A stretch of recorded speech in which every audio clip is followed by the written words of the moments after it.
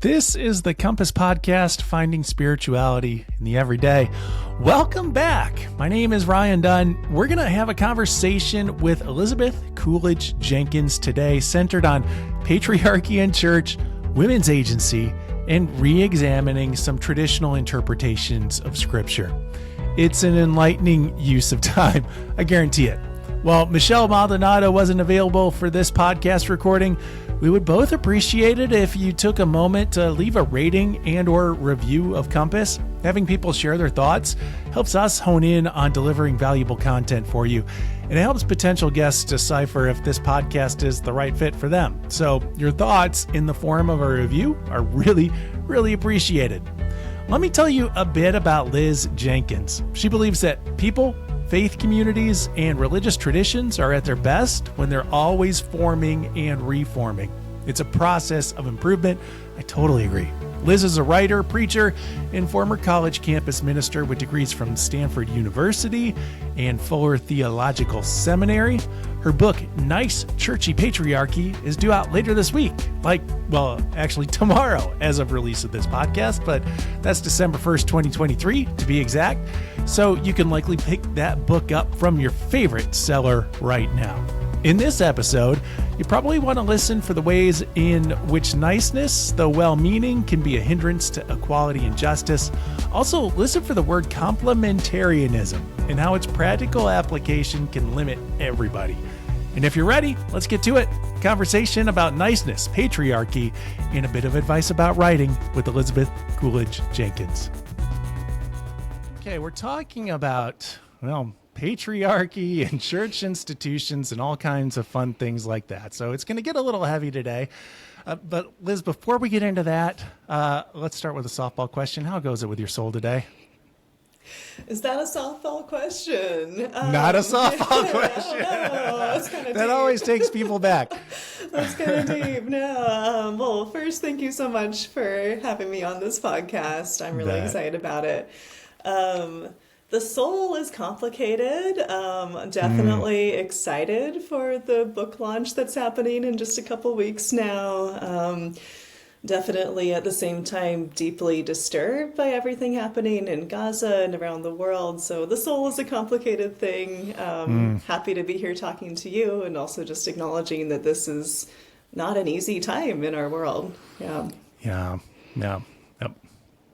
Yes. I don't know what else to say to that except yes. We're feeling it. Like it feels it's just kind of I don't know if it's right to say that it feels wrong to find moments of joy in connection in the midst of all that's going on, but in a way that is our human condition. So and we need to talk about that in a little bit in an institutional sense as we start talking about the church and some of the ways that we find joy and connection there, and yet also realize that we are not where we should be yet, and that we are called to something more. So we're doing that today through the lens of talking about patriarchy.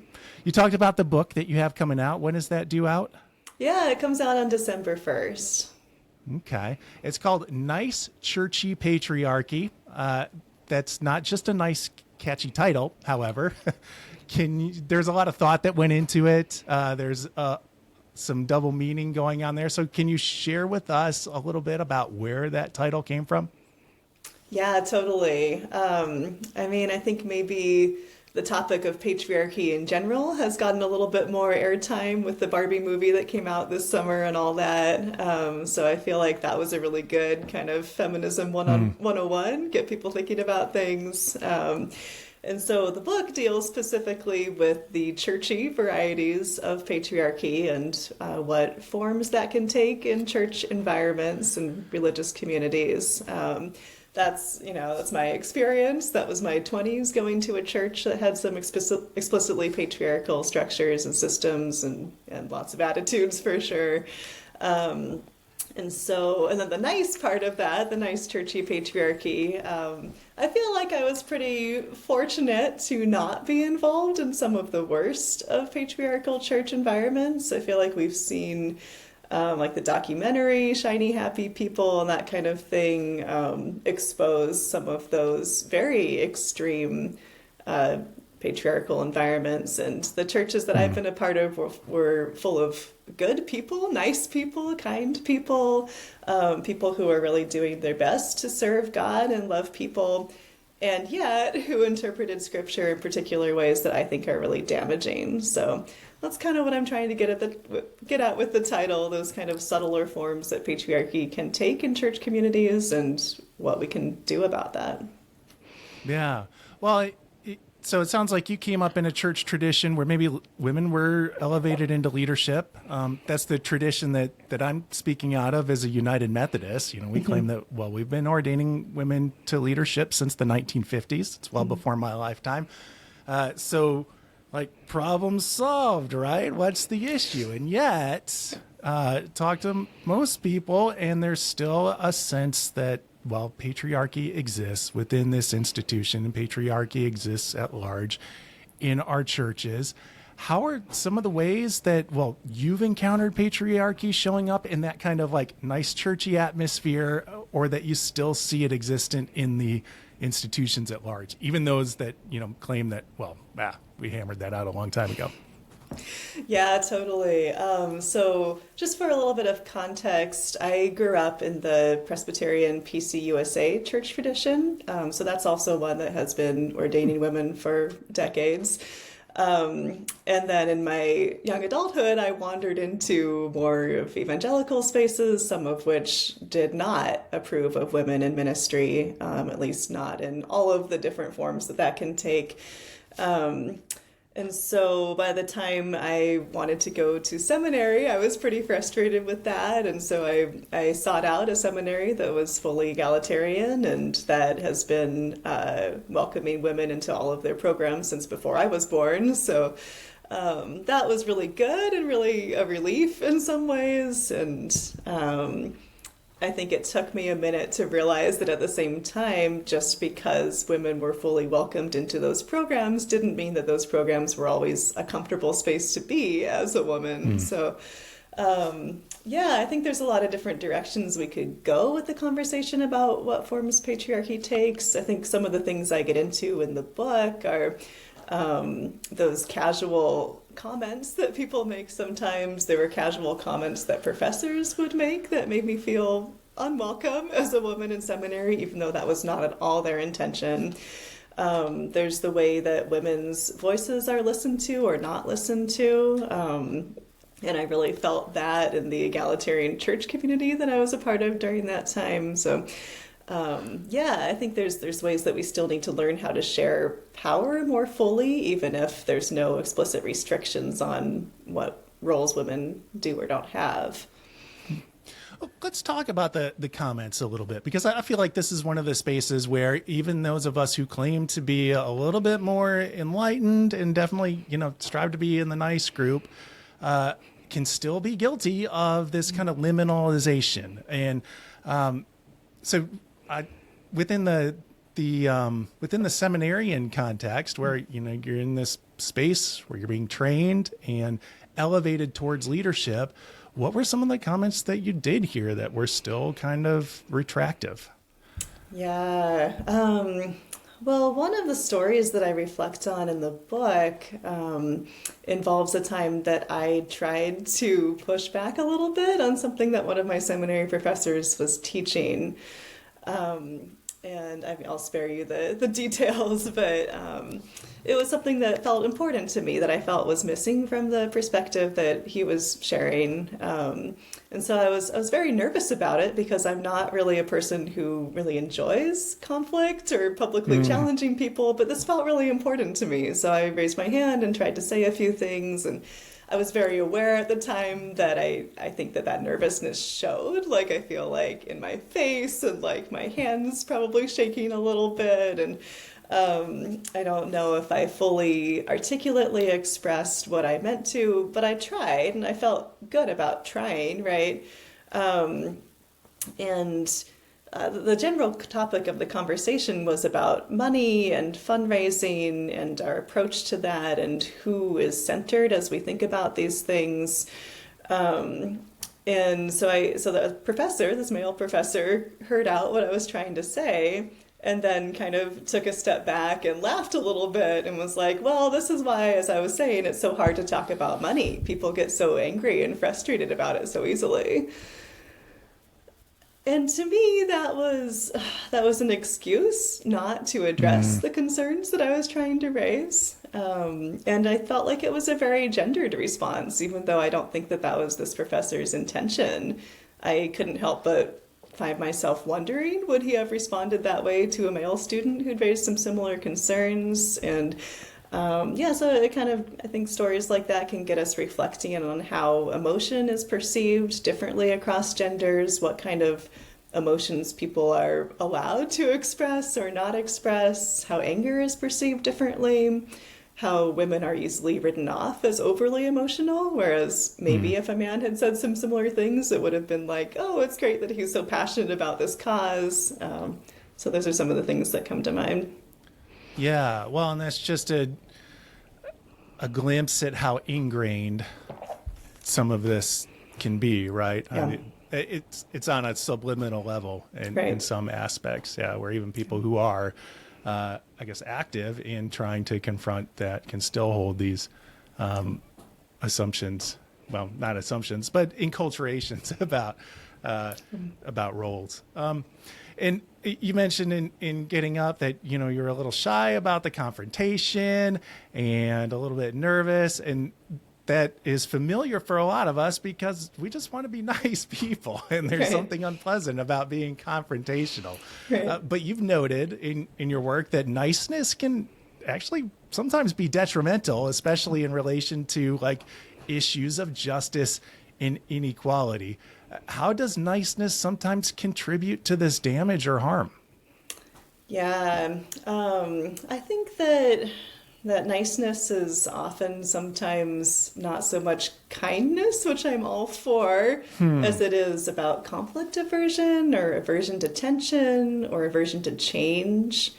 And I think that sometimes in churches or other kinds of communities that really value niceness and politeness and kind of everything moving along easily and without much tension, I think there can often be issues of injustice that simmer beneath the surface and that just kind of can go on for a long time without being addressed, because it seems like anyone who's trying to address them is breaking that code of politeness or niceness.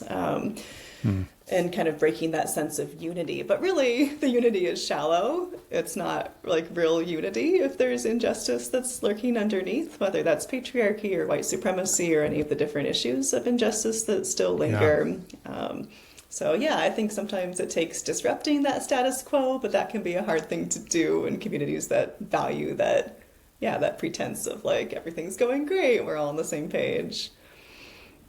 Okay. Well, now you've written this whole book as a disruption to some of the nicety. Are there ways that you've built yourself up or girded yourself to take this step into speaking out in such a public way? Oh, that's a great question. I think that it's been really crucial for me at this point in my life to have a church community that's supportive of the views that I'm trying to express. If I were still in a complementarian church environment or a church where people weren't sure whether women should be fully equal to men, that would be different and that would be very hard. So I think having that supportive community has meant a lot. Having just time to process a lot of the experiences has meant a lot. And just reading a lot of female faith writers. When I graduated from seminary, I went on a very intentional search for in all of our male-dominated readings, who did we miss? And so I've spent the last 4 years since I graduated really intentionally seeking out female writers. And I think that's really helped me feel like I'm not alone in thinking about things this way. It gives me some lenses to process things through, and that's been really helpful. So who have you discovered? Oh, so many. There's a way too long list of them in the book. I tried to keep it short, but it was difficult. So to get the full list, we need to get the book, but exactly. A couple highlights might be who? Exactly. Yeah. I mean, I really have enjoyed the work of Rachel Held Evans, of Sarah Bessey, more recently Cole Arthur Riley, from a not necessarily faith-based perspective, but writing about race and gender and U.S. society in general. I think Brittany Cooper and Ijoma Oluo have been really good. Yeah. Oh, okay. You brought up a word in that last answer that I want to unpack a little bit. Complementarian. Yeah. In a church context, what does that mean? Yeah. So complementarianism is it's basically a way of saying that men and women have equal value or worth before God, but should have different roles or functions in church leadership and also usually in marriage or relationships. So often in complementarian churches, there are different limitations placed on what women are allowed to do or not do, whether that's preaching or being an elder or different leadership positions. And where those lines are drawn depends a lot on the church. Yeah. Okay. All right. Well, that leads us to the not nice question then. And sometimes, well, in these churches who are in that realm are probably quoting out of Scripture for why they do their practice as they do. In the Bible can be not nice. We've heard of clobbered passages in regards to LGBTQ people.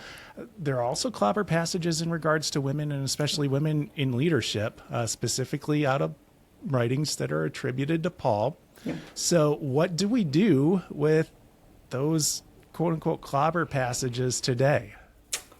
Yeah, it's a good question. I think that the term clobber passages is helpful because it reminds us that the whole of Scripture is very rich and diverse and much more than the small set of passages that people pick out to support particular viewpoints. So I think it's been helpful for me just to recognize that the Scriptures are really mixed. And I think there's a lot of mixed messages for women, also for queer folks, but that's probably a different conversation for another time. And so I think it's just really good to make note of all of the actual women in the Bible and not just the things that Paul says about women and what they should or shouldn't be doing. Because I think when we look at the stories of women in Scripture, we see all sorts of women exercising their agency. We see women embracing their power, embracing their worth as children of God. So we have to kind of wrestle with that, like, how do we hold that together, these things that Paul says that seem to be limiting, and then what's actually happening with women leading in all sorts of ways. So I think there's that aspect to it, kind of, I don't want to say balancing, but like not ignoring those other parts of Scripture. And then I think there's the aspect of looking at the time and place and cultures that Paul was writing to, looking at how people might have heard those passages that seem limiting in that context. And I think when we do that, and Beth Allison Barr does a lot of this in the Making of Biblical Womanhood, so that's a resource for that for anyone who wants to explore more. But I think when we do that, we find that the things that Paul was saying were liberating in his context relative to kind of Greco-Roman culture. He was saying things that were liberating and empowering for women. So if we're not having that same kind of relationship to our culture, if some churches are pushing back against women's liberation, that's not really what Scripture is doing. Okay. You talked about lifting up the witness of women in Scripture. Are there some favorites that you have, some favorite stories? Oh, totally. Yeah, I think I go into this a little bit in the book, fairly briefly, but I think the story of the Hebrew midwives in Exodus is really powerful. There's these two women who basically defy the orders of Pharaoh to kill all the baby boys, right? And they even go as far as basically lying to government officials about what they're doing. So I think it's a really powerful story of resistance, of women recognizing that things are not right, and choosing to do what they believe is right. So there's stories like that. I think there's also a lot of stories just of women leading in the New Testament. I think of the husband-wife team, Priscilla and Aquila, wife and husband, if I put it in that order, but and how they taught Apollos, who was a famous preacher in Acts, and so they were basically like the kind of awesome female seminary professors that I had a few of, but wish I'd had more of 2,000 years later. So yeah, there's stories of women in all sorts of different diverse roles, using their gifts in all sorts of different ways and exercising their agency. And I think that's beautiful. Well, let's talk a little bit reactive today, or actually proactive today. I mean, obviously you've taken a big step in speaking out about this and writing an entire book about it. But what are some action steps that you'd like to see some church members take to broaden their awareness, or maybe even move towards confronting in a not nice way the patriarchal inequalities? Yeah, that's a good question. I think it depends a ton on the church and on the community and where they're at. I think some of the things that I've experienced as really powerful in church are when churches in their songs and liturgy acknowledge more of the variety of different images and metaphors for God that we find in Scripture. Because sure, we have so God that would as be Father. not just like falling back into like he pronouns, but Right. Okay. Yeah, exploring she pronouns, exploring they pronouns, and just exploring different images, like Jesus when he compares himself to a mother hen, or God in the book of Isaiah when God is compared to like a nursing mother or mother with her infant. There's a lot of feminine imagery, a lot of mothering imagery, and I think that can be really powerful, not because every woman identifies with those sorts of things, but because it just presents a different image and a different side of God that's very much in Scripture, and I think we miss out without it. let's talk a little bit about your practice of ministry today. So you went to seminary, and I think a lot of us carry an idea in our minds that, you know, when somebody goes through seminary, they're going to become this traditional role pastor, which involves like speaking from a pulpit every Sunday morning. That isn't what your practice of ministry looks like, correct? Yeah. So how would you sum up like what you're doing in ministry Yeah, these that's days? a good question. I mean, I'm full-time writing, so my hope as a writer is very much to do a lot of the same things that I think that pastors hope for in their ministries. I hope to help the church think about things. I hope to use that seminary education, and at least the parts of it that I found really helpful, and share that more broadly with people who might not have the privilege of spending three years of their lives doing that kind of thing. So yeah, I hope to help churches and communities that are open to it move toward justice more fully and more full equality for all people. So yeah, I'm writing toward those aims, and that's what I hope the book is about. And I also blog and, put different articles out there, different places, and I hope that it's all helping people see a God of love and a God of justice, and maybe a God that's different from the God that we sometimes hear about, and that kind of thing. Well, switching gears a little bit and talking about your practice of writing for our prospective writers out there, has there been a training that you've done or an area that you've worked through that's been really helpful in terms of like developing writing and developing a audience for your writing? It's a good question. Take your time. I mean, I really didn't know what I was doing when I started, so I feel like I did things pretty backwards in terms of writing a book and then trying to figure out how to get it published, which it turns out that, you can't really get a book published if nobody has heard of you and your writing. So Oh no. Okay.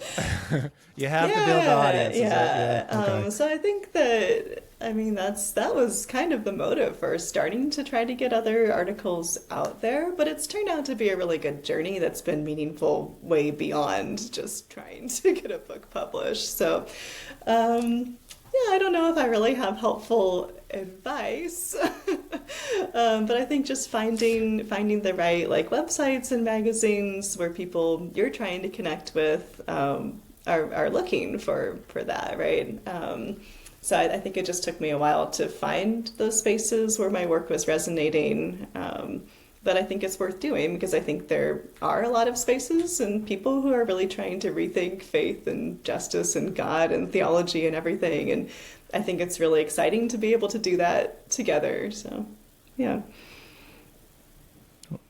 And where can we find some more of your work? Yeah, LizCooledgeJenkins.com is probably the best place to start because I blog there, and then I also have a list of other articles there, as well as info about the book. I'm also pretty active on Instagram at LizCoolJ, so I'd love to connect there too. All right. Excellent handle there, by the way. I'm surprised you were able to get it. Very cool. All right. Well, thank you so much for joining us. Any parting shots or ideas of wisdom you want to bestow upon the audience before we sign off? Words of wisdom, but thank you so much for having me. I hope this conversation is helpful. I hope that anyone who is thinking deeply about women and gender and God and faith and gender roles and femininity and all those things finds the book helpful and encouraging. And I hope it's just a good reminder that people who are troubled by the way that women are often treated in churches are not alone. They're not making a big deal out of things that aren't a big deal. It is a big deal. Full equality and justice is a big deal. So thank you for the space to talk about that. Yes, thank you for joining us on this episode of Compass. Thanks to Elizabeth Cooledge Jenkins. Hey, if you found this episode meaningful, episode 110 with Otis Moss III is a good one about linking love and justice. Also, I think episode 101 with Carolyn Oakes pairs well with this episode, like a good line. Episode 101 is about rewiring your brain through spiritual connections. It's eye-opening. I'm Ryan Dunn. Michelle and I will be back in another 2 weeks with a fresh episode of Compass. Compass is a production of United Methodist Communications. You can find out all about it and see notes and other episodes at umc.org/compass. I'll talk to you in a couple weeks. Peace.